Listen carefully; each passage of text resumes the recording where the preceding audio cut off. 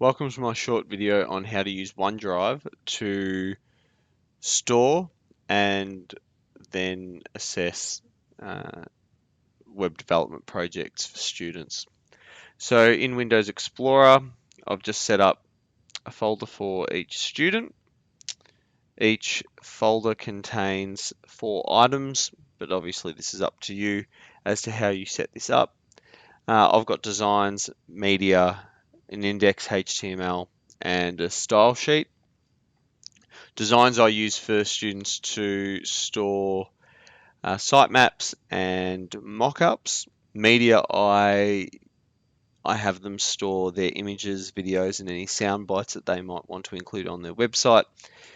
The index.html, I give them a very simple structure in terms of the HTML page that basically just gives the initial structure with a link to the CSS page.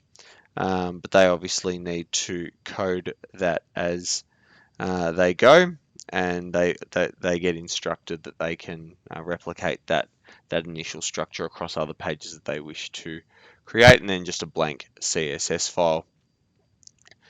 And that gets copied across to all of the student folders. Obviously one per student with student names being the difference.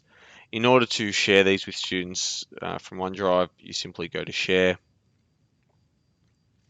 I usually update it to edit rights, and normally you can email that link, or alternatively you can go to share and change the rights there, go to edit, and then type their name in, and then it will send them an email with the link. Once they get that link, it will take them to, for example, this page, and this is a student's that has already been completed. If they go to sync, it will then create an organizational link outside of their main OneDrive folder, and in that will contain the work. Now, I haven't been able to do that for this particular example because it wouldn't appear there. It would just take me back to my OneDrive.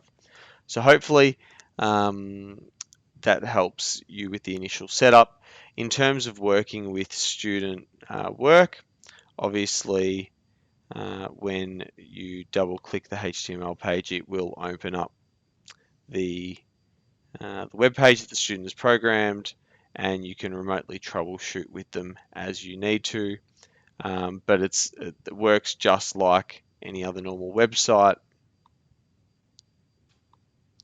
where you can access the content on there.